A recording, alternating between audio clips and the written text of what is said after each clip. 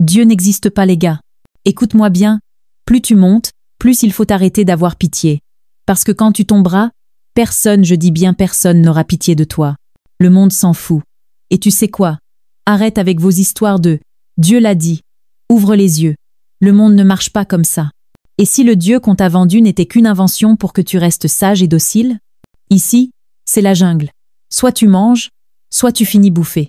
Il n'y a pas de place pour les faibles. Et les élites, eux, ils l'ont compris depuis longtemps. Qui vous a dit que le royaume de Dieu appartenait aux pauvres? Vous criez que vous voulez la vérité, mais dès qu'on vous la balance, brute et sans filtre, ça ne vous plaît pas.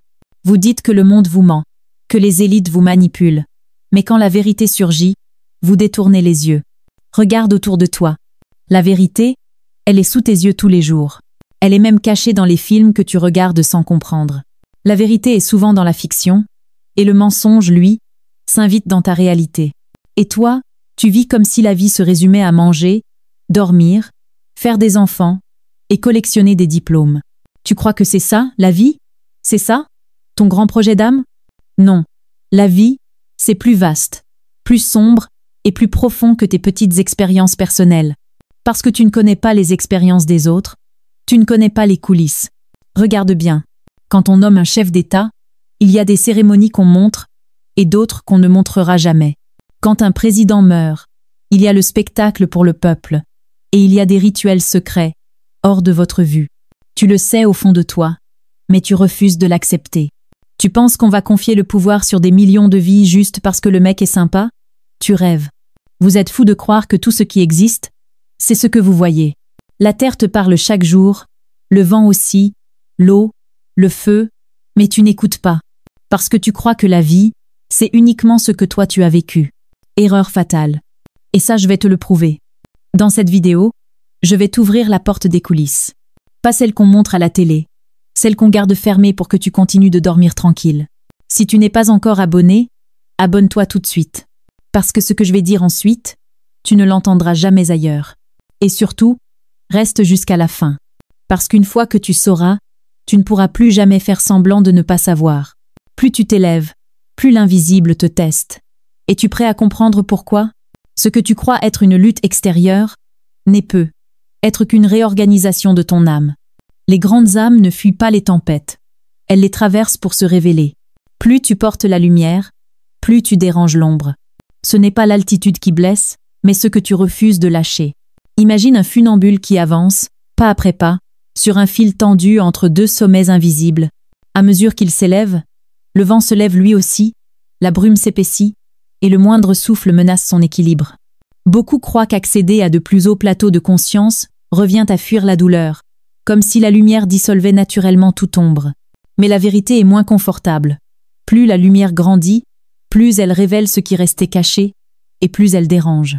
Quand tu déménages dans un petit studio, tu réalises que tu ne peux pas tout emporter. Ces cartons que tu gardes au cas où, ces habits que tu ne mets plus, plus tu veux un espace épuré, plus tu dois laisser derrière toi ce qui ne sert plus. Pareil dans la vie intérieure.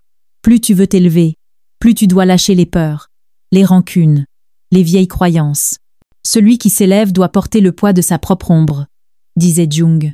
S'éveiller n'est pas un départ, mais une expansion. Ce n'est pas abandonner le lieu où tu te tiens, c'est étendre ce lieu jusqu'à ce qu'il puisse contenir davantage de doutes, davantage de paradoxes, davantage d'humanité. Le véritable éveil ne consiste pas à construire une citadelle au-dessus des nuages, mais à transformer ton propre sol en un espace plus vaste et plus accueillant. On dit qu'il faut rester aligné. Mais toi, quand tu médites, tu finis aligné, sur le canapé, la bouche ouverte et un filet de bave. Plotin enseignait. Ce n'est pas le monde qu'il faut fuir, mais l'étroitesse de notre regard. Ce voyage intérieur n'adoucit pas la pente. Il rend chaque pas plus lourd de sens, plus chargé de conséquences. Car plus tu montes, plus les vents se déchaînent. Les résistances viennent de partout. De ton propre ego, qui sent son empire vaciller. De l'inconscient collectif, qui redoute qu'un seul être s'éveille et rappelle aux autres qu'ils dorment. Et de la vie elle-même, qui veut vérifier si cette ascension repose sur des fondations solides ou sur une illusion. Lao Tse nous rappelle, plus l'arbre est haut, plus ses racines doivent plonger profond. Ce chapitre va tout changer et ce ne sont pas des mots en l'air. Ce n'est pas en désertant ce qui t'effraie que tu grandis. C'est en le tenant dans ton regard, sans céder, s'enfuir.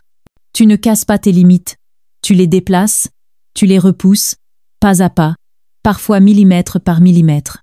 Et dans ce lent travail, tu découvres que ce n'est pas un autre toi qui émerge, mais un toi plus large, plus inclusif, capable d'embrasser des parts de toi que tu voulais nier. Krishnamurti disait « Ce n'est pas en devenant différent qu'on est libre, c'est en comprenant ce qui est. » Plus tu montes, plus il faut lâcher du poids, mais avoue, toi, t'as encore gardé l'ex de 2008, la remarque de ton prof de maths et 12 kilos d'ego au fond du sac. Plus tu prends de la hauteur, plus la pression augmente. Comme un alpiniste qui doit porter moins de poids pour aller plus haut, tu laisses tomber tes certitudes, tes vieux attachements, tes réflexes d'orgueil.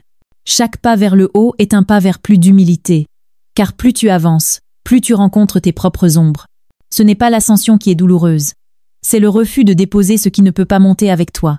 Socrate nous invite « Connais-toi toi-même », car c'est cette connaissance seule qui t'empêchera de chanceler sous la bourrasque.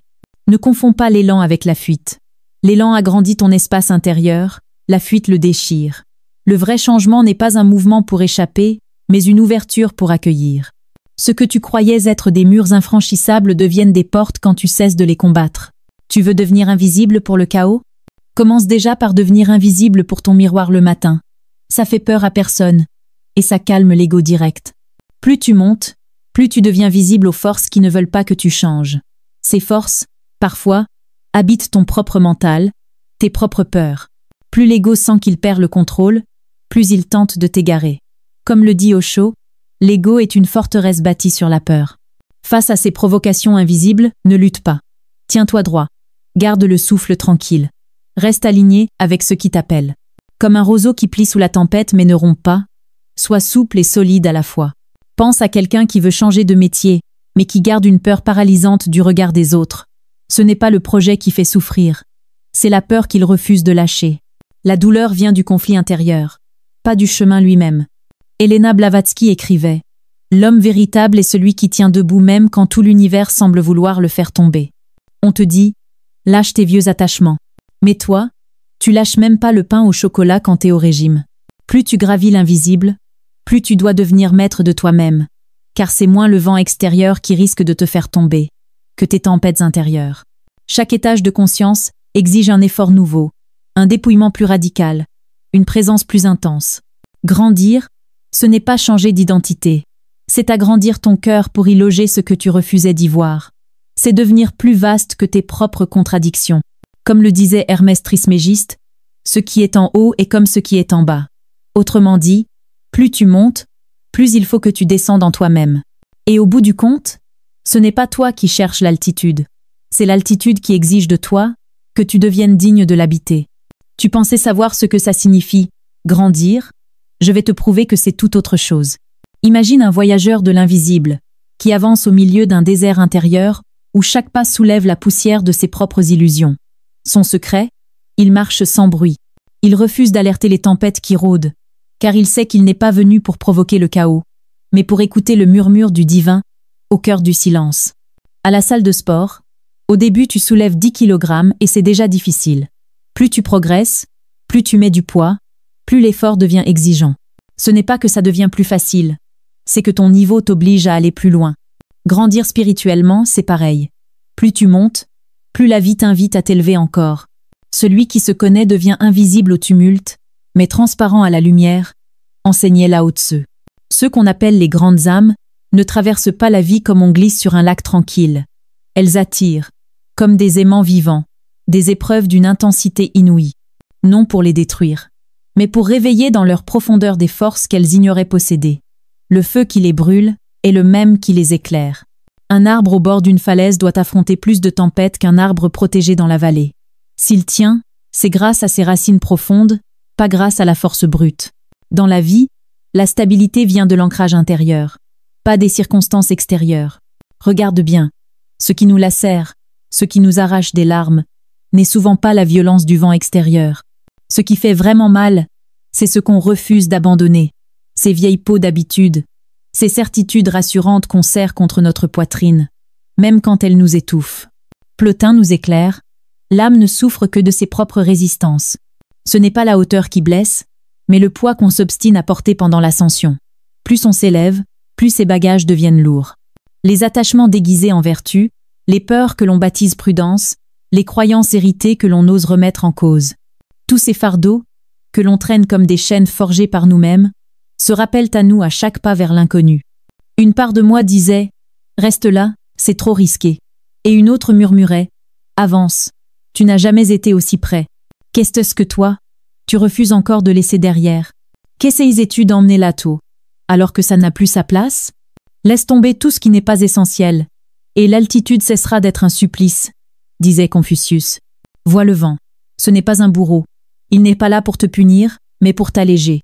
Ce souffle violent, que tu prends pour un ennemi, est en réalité un artisan secret.